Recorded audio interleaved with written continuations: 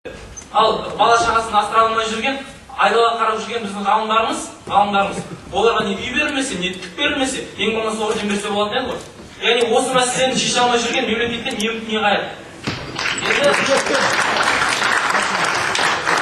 Енді бір келесі мәселе бар. Кеше осы Оразалы Сәбден ағамызбен кездесу өткен болатын. Сонда сөйлеп, осы кісі айтқан сол шақырумен келген едім.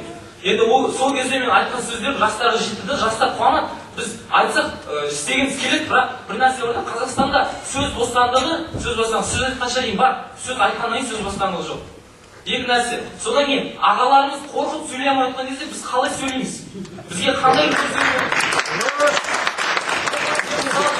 ағаларымыз сөйлеп отырда, қорқамын, осындай басқа мәселе, осы мәселе не деді? Сол дұрыс па мысалы? Айтатын болса ашық айту керек. Мысалы бізде батырларға кесіне қойғанда, сонда қазір бізде батыр жоқ па не, өліп қалған ба не қазақтың бәрі? Бұл екінші мәселе. Үшінші сөйлеп жатырмын, мен сөз көп дейді қазақта. Бірақ айтпасаң, да, сөз жетім дейді ғой, білесіздер, шешендер айтқан. Сөз жетім айтылмай жерде. Ашынып кеттім, жанауы шаршап отыр. Кепсесі ойнап кете жаздадым да, барлық тема бір сөз бірақ шешу жолы жоқ. Осы шешу жолын қалай сынамыз, шешу жолын іздеу керек. Неге бұл жерге адамдар келмейді? Неге қаржылық көздер жетпейді? Неге қазақ кәсіпкерлер аз бар, ақша таппай жүрген? Осы мәселені ойлану керек. Одан кейін жастармен жұмыс істеу керек. Маған шын айтайын, ағаларға бір кеңес берер едім, жас болсам да. Жастармен жұмыс істеу керек.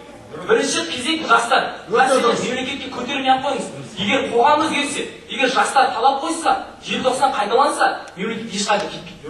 15 мың.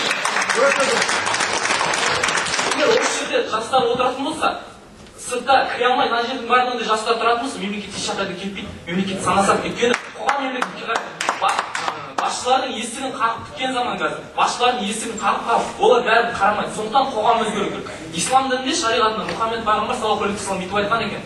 Әр мемлекетке өзіне лайық мемлекет басшысы беріледі. Сондықтан мемлекет басшысын қатты айыптауға болмайды. Бұл жерде қоғам өзгеру керек. Ал қоғамның басты тірегі жастар. Сол үшін сіздер жастармен жұмыс істеңіздер. Мен өз басым осы мемлекеттік ұлттық мәселеге келуіме себепкер болған ол Мұхтар Шаханов пен Бекболат Тілеухан. Кезінде парламентте бірінші курс оқып жүргенде осы парламенттен не өттім мен? Тәжірибе өттім. Осы Бекболат Тілеуханда. Сонда Мұхтар аға екеуінің сөздерін тыңдаған кезде әбден шыны керек өзіміз күресті бастадық та көптеген дүкендерге бардық, жаңағы дұрыс жазылмағандар жаздық, пресс-конференцияда өткіздік. Солай жұмыс жасадық, бірақ соңында ісіміз нәтижесі қалды, қолдайтын ешкіміміз жоқ, ағаларымыз жоқ. Анаяқа звондайсың, мынаяқа звондайсың, газеттердің ешқайсысы саған қолдау білдірмейді. Одан мен шыны керек жұмыс істегім келмеді, ынталанғым да келмеді. Кәдімгідей өшіп қаласың, не болмаса сөйлегім келмей де қалды. Осындай жағдайда өмір сүріп отырған мемлекетте сіздер не үміт күтесіздер? Ал енді мынау мен айтайын дегенім біраз үлкен әңгіме болған шығар.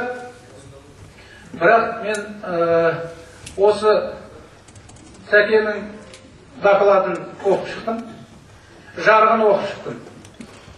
Осы екі мәселе ғой енді былай айтқанда. Сондықтан айтайын деген ойлар бар.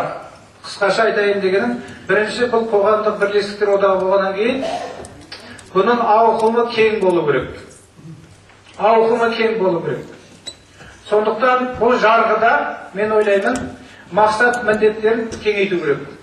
Тек жаңағы бір нәрсенің айналасында қалып қоймастан, әлеуметтік, экономикалық мәселелерді, қазіргі дағдарыс уақытында халықты елді толғандырып жүрген не?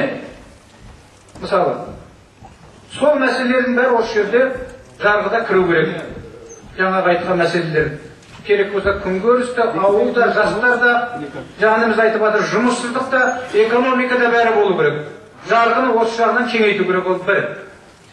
Тағы бір ойым, халық үні қоғамы өз міндеттерін орындай отырып, Қазақстанның стратегиялық дамуына ықпал ету керек. Стратегиялық дамуға. Оны не үшін айтып отқаным? Дүниежүзінің өркениетті мемлекеттері қазір инновациялық экономика құрып жатыр. Инновациялық экономика. Бұл адам потенциалын пайдаланып, ғылымның, білімнің көзімен жаңалықтар ашып. Бұл жағынан біз көп қалып қойдық. Сондықтан, бұлай айтқанда Қазақстанның стратегиялық мақсаты, менің ойымша, өркениетті, дамыған, демократиялық елдер қатарына қосылу керек. Бірақ ол қазақ елі болу керек.